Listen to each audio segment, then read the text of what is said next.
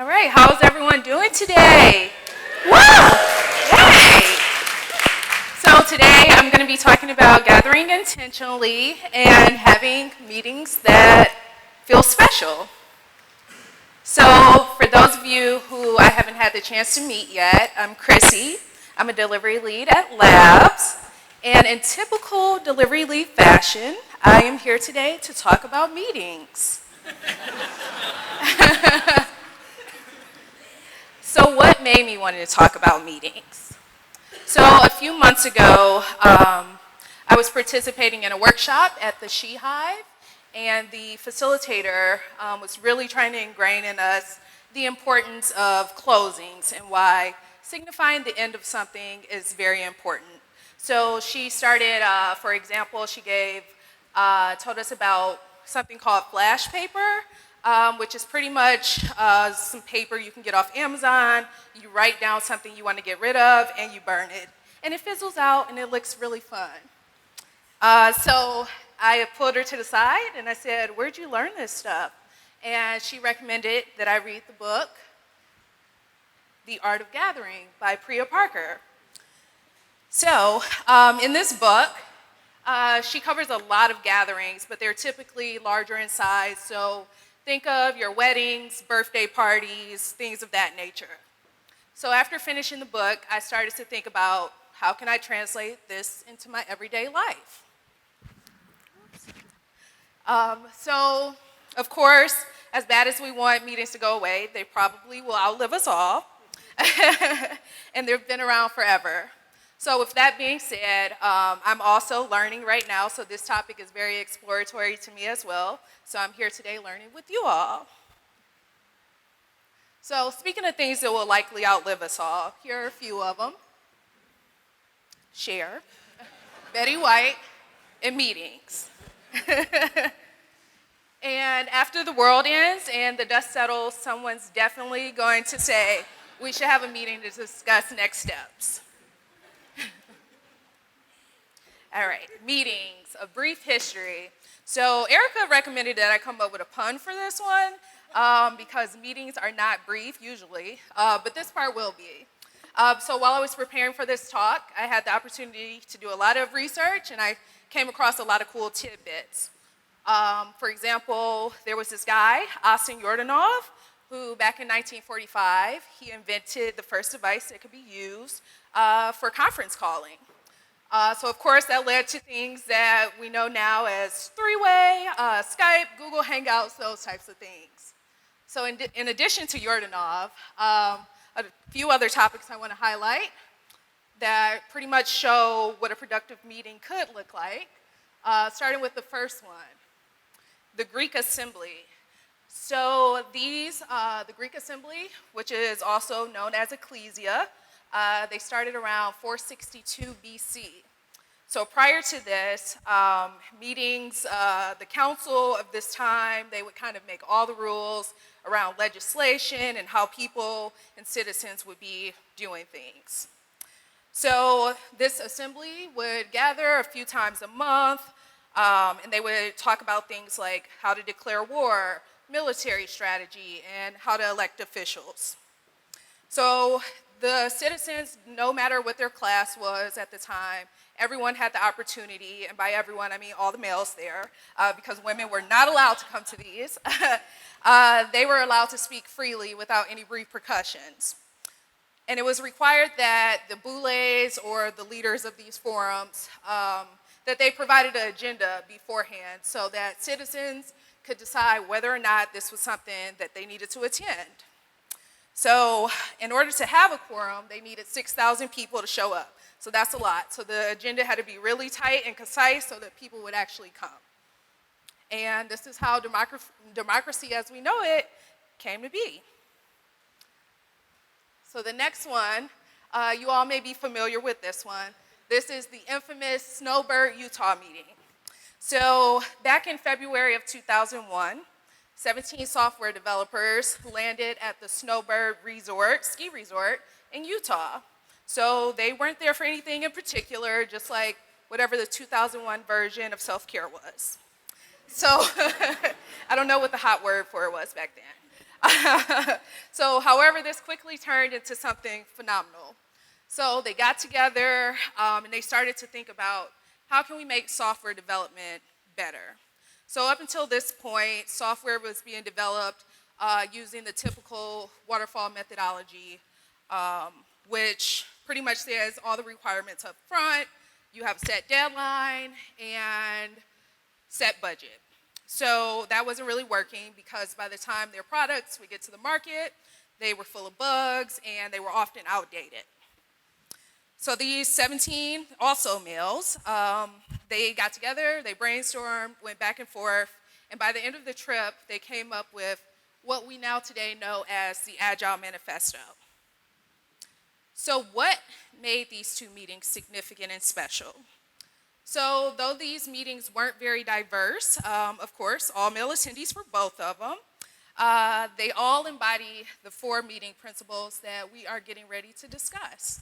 So that would be different perspectives, sharing information, decision making, and relationship building. All right. Give time. All right, hold on. Take a water break. All right. All right, so why do meetings even matter? So the first principle or pillar, whatever you would like to call it, would be to get different perspectives. So we use meetings as a vehicle to gain perspectives outside of our own. Because oftentimes when left to our own devices, we come up with the same modes of thinking and the same ideas over and over again. So an example of a way we do this at Labs, I'm going to use a lot of Labs examples. An example of getting different perspectives would be our all-team retros, where we come together and we kind of discuss things that went well, things that we didn't think were so cool, and what we can do to change those things in the future. We want to get everyone's input and perspectives on what's going on at Labs. So the second pillar would be to share information. So when we share information or educate others on something, we have these type of meetings so that we can do this all in a single setting. So specifically, these meetings are about sharing information that would lead to questions. So another example would be our weekly biz update or bi-weekly biz update meetings. We come together, we find out about the project status, what's in the pipeline, and this is the forum for people to ask questions about what's going on at Labs. The third one would be to make decisions. So we gather a lot to make decisions. This could be in groups as small as 2 or at most around 15 people.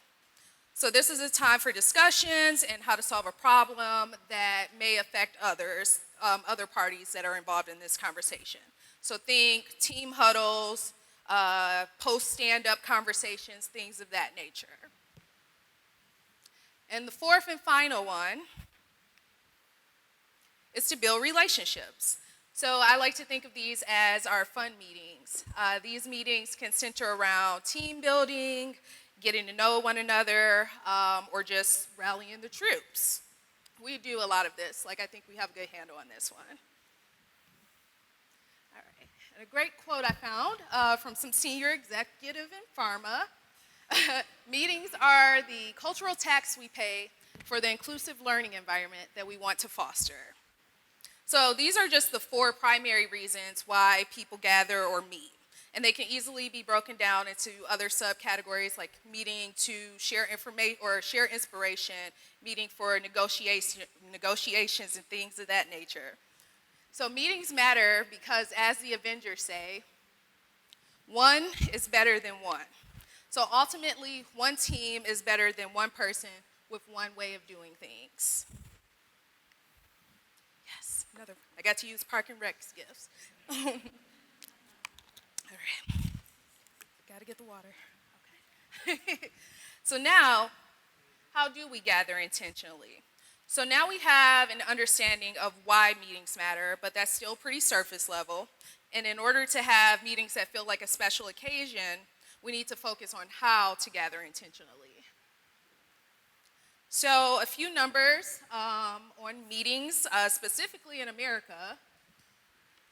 So we typically have 11 million meetings per day throughout the country. Yeah, that's a lot. That is a lot. We spend 5 hours per week in meetings. And then we spend 4 hours per week preparing for these meetings that we're going to. And each of these meetings typically lasts between 31 and 60 minutes. Oops. There's a concept that's known as Ichigo Ichi-e, which originates from the Japanese tea ceremonies. So the idea is pretty much that the same tea ceremony will never be held again. So one must put one's whole heart into looking after one's guest on every occasion. So in this context today, we can think of it as one meeting, one moment in time that will never happen again. So you should put your all into organizing a meeting that doesn't waste time and leads to the outcomes you're hoping for.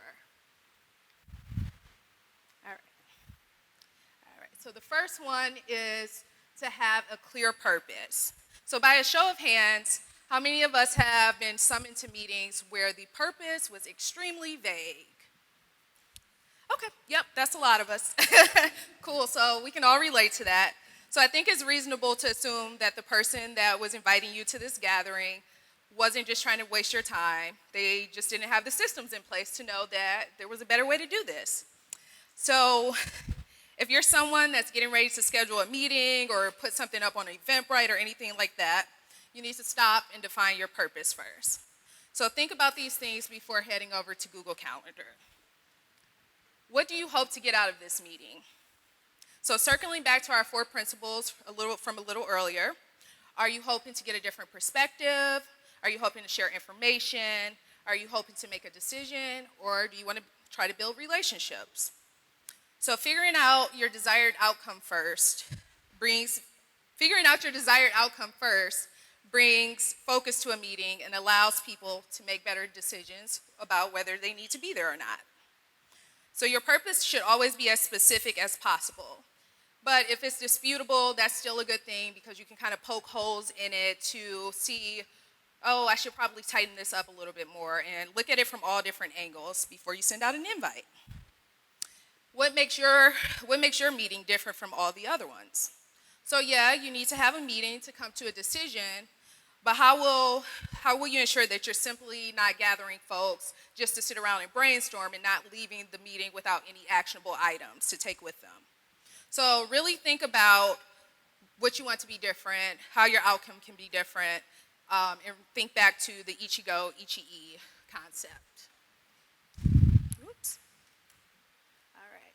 So you saw on the previous slide, you saw a bunch of different things like celebrate, network, things of that nature. So a category can easily masquerade as a purpose. It's easy to say I want to gather all these people to educate them on something, but without knowing why you want to educate them, you don't have a fleshed out purpose yet that will lead to the outcome that you are hoping for. So once you've got your purpose worked out, it'll be easier to work backward from there, and it will make these next few steps a lot easier. So step 2, gather the right people.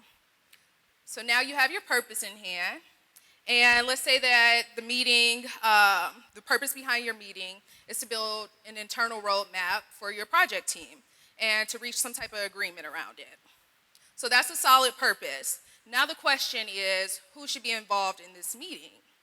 So typically you would think, this is a roadmap type of thing, so I should probably reach out to BizDev. But did you think about what could BizDev offer to this conversation?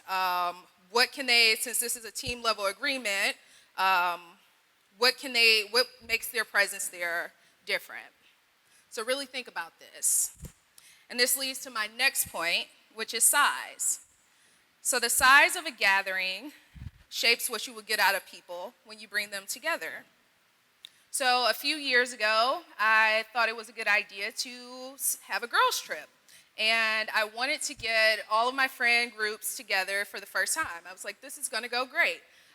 So I didn't have a purpose for that aside from I want us all to go out and party and have fun. So ultimately, this failed. A lot of these people had never met before, and things got awkward really fast. So, so I know that's something that a lot of people try to plan is all friend trips and stuff like that. So think about a purpose beforehand because then you can kind of arrange activities around what your intended purpose is for that gathering. Okay, so there are a few optimal sizes for meetings or any type of gathering. So the first one would be 7 plus or minus 2. So groups of this size are conducive to intimacy and high levels of sharing and decision making. So this is considered the magical number for Scrum teams. That's usually the number you want to shoot for in those situations, and this is why. The next group would be 12 to 15 people.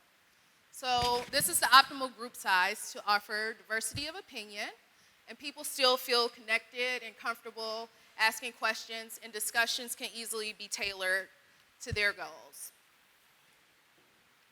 And the final one would be anything 30 and over. So this is ideal for rallying the troops, generating buzz, and announcing big news.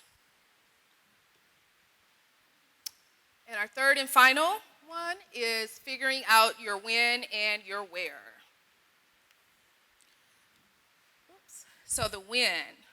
So sometimes you don't have time to completely work out a purpose, like your client just came out of nowhere with some new requirements and you are in the middle of a sprint. So you need to obviously have a discussion with your team as soon as possible. So in this case, you need to think about whether this conversation absolutely needs to be face-to-face with everyone around the table. Can this be accomplished through Slack, email, or just simply walking up to the other person's desk? So there's this nifty thing called a decision tree. So this is just one example of it. I'm not going to go through the whole thing. But essentially, there are different prompts. And pretty much, have you thought through this situation? You would answer yes or no. Does it need to be face-to-face, yes or no? And go from there. And so kind of like choose your own adventure. So depending on how you answer, you'll know whether a sit-around meeting is absolutely necessary.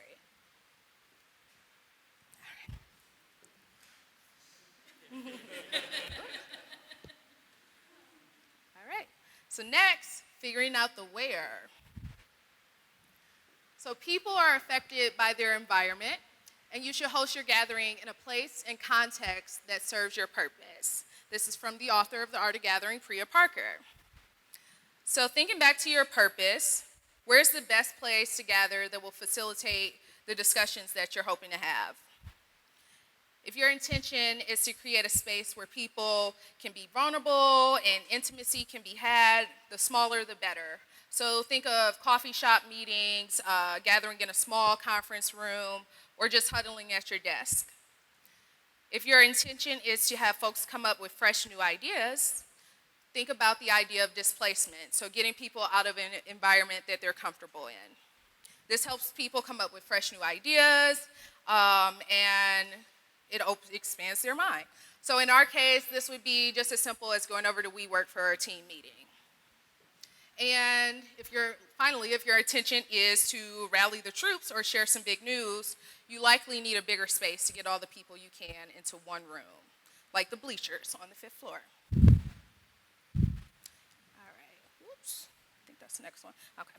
Another quick history detour, circling back to the story of the assembly, would be the Agora of Athens. So this is where our Greek assembly would gather. This is where they would fit the 6,000 people there.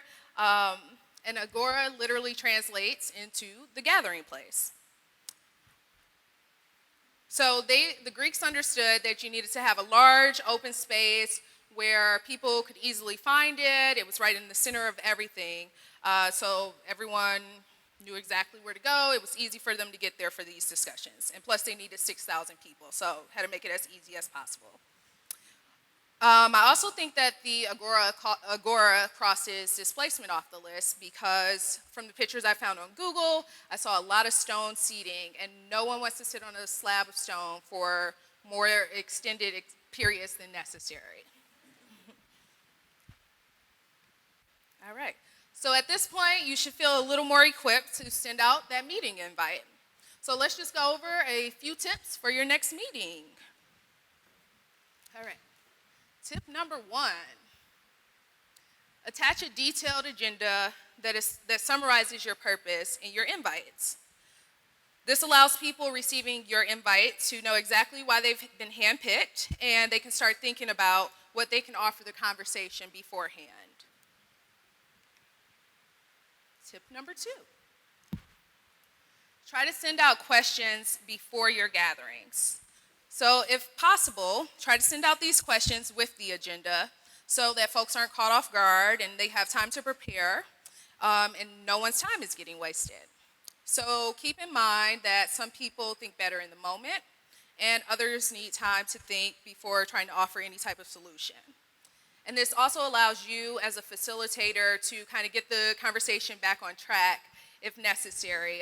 You can see where you're veering off and loop it back to the intended questions that you sent out. Oops. Tip number 3. Read up on the makers versus managers schedule. So I left it as makers versus managers because this is how you would Google it when you do research after this. But in our situation, we don't have managers, so I'm going to change it up a little bit. So our makers would be our creative team, so devs, design, QA team. And they often require more uninterrupted time to focus on their work. And leaders, managers, so delivery leads, leadership team, people of that sort, tend to have more sporadic openings throughout their day. So what we do when we schedule meetings is we try to fit a meeting with our creatives in where we can fit it into our schedule. So it'll be like, oh, here's a random 30 minutes I have open, let's just plop that there. So something to investigate is trying to have your developers or your creative team block off time when they would get deep focus done so that you're not breaking up their day with manager meetings that pull focus. I forgot what number. Always think about accessibility. So this is not something that you should only think about for development work. This should be an everyday life thing. So think about when you're having a meetup, have you sent out details on where people can park, where a bus route is? Do you have closed captions for your slide deck, or can people hear what you're saying over the Hangout? So this is also important for our remote workers as well.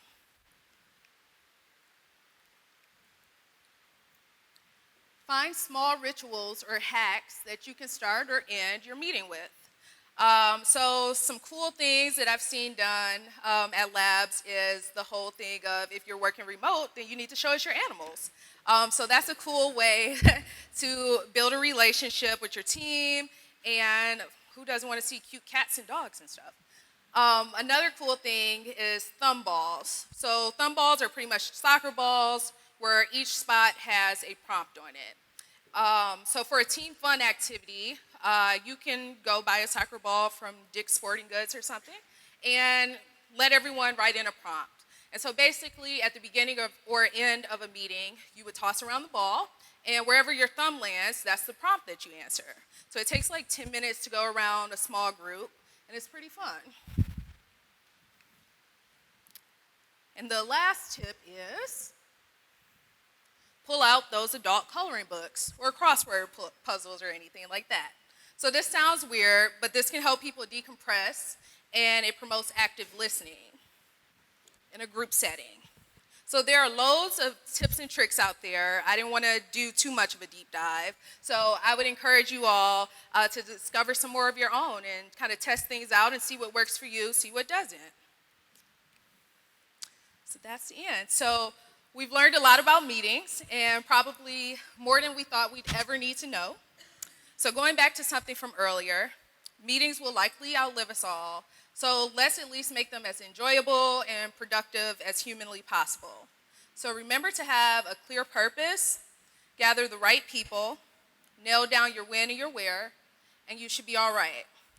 I look forward to seeing what you all come up with and the cool things you do and how you put your own spin on this. And I would say invite me, but that kind of defeats the purpose of all of this. And with that, good night and good luck. Thank you.